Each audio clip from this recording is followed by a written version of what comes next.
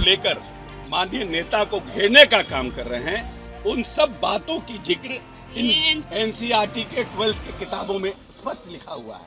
इसकी नमस्कार, देख रहे हैं आप सिटी पोस्ट लाइव और मैं हूं आपके साथ पूजा शर्मा। मुख्यमंत्री नीतीश कुमार के दिए गए बयान पर विवाद थमने का नाम नहीं ले रहा। बता दें आपको कि नीतीश कुमार का विवाद इतना बढ़ गया है कि अब उनसे इस्तीफे की मांग की जा रही है। बता दें आपको कि लगातार नीतीश कुमार के मंत्री सफाई पेश करते हुए नजर आ रहे हैं। शीतकालीन सत्र चल रही है और शीतकालीन सत्र के दौरान मंत्री अशोक चौधरी ने फिर से सफाई पेश की है। बता दें आपको कि आज सदन की कार्यवाही शुरू होने से पहले भवन निर्माण मंत्री अशोक चौधरी विधानसभा में एनसीईआरटी की किताब लेकर पहुंच गए।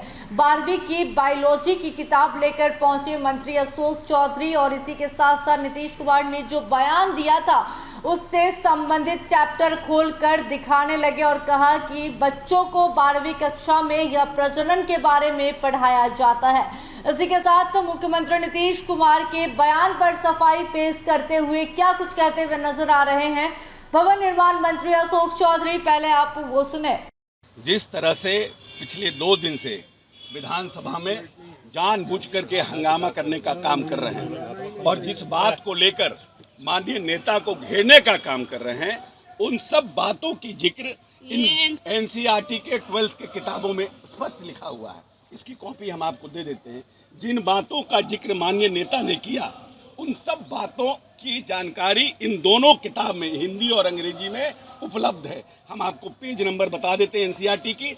ये पेज नंबर है 60 और इसमें है पेज नंबर, हमको लगता है हिंदी में है 64।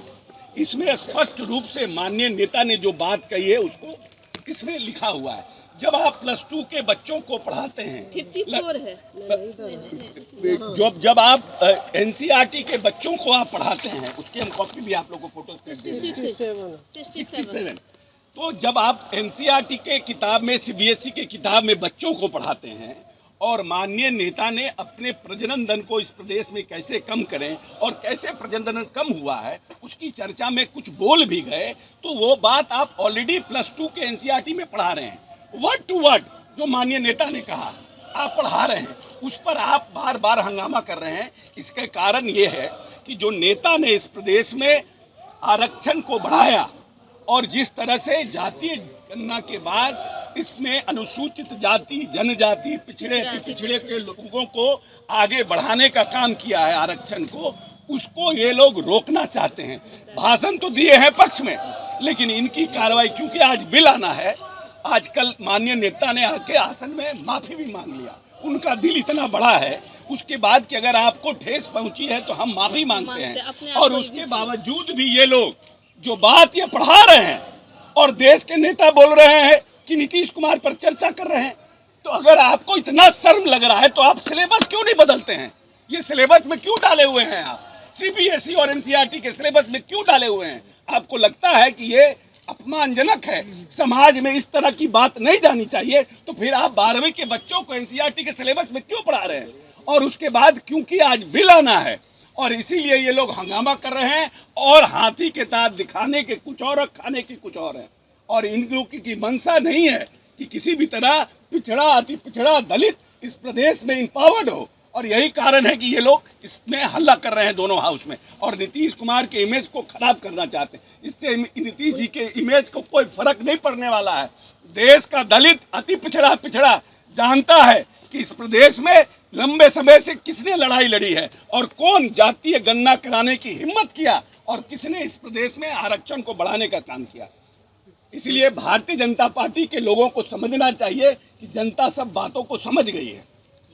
नीतीश कुमार के बयान पर सफाई पेश करते हुए क्या कुछ कहते हुए नजर आ रहे थे मंत्री अशोक चौधरी, सुना आपने। उन्होंने साफ तौर पर कहा कि जब सदन में मुख्यमंत्री नीतीश कुमार ने अपने बयानों के लिए माफी मांग ली है तब ये बीजेपी वाले क्यों हंगामा कर रहे हैं। इसी के साथ बता दें आपको कि आज सदन में कार्यवाही शुरू होने से पहले मंत्री अशोक चौधरी एनसीईआरटी की किताब लेकर पहुंचे थे।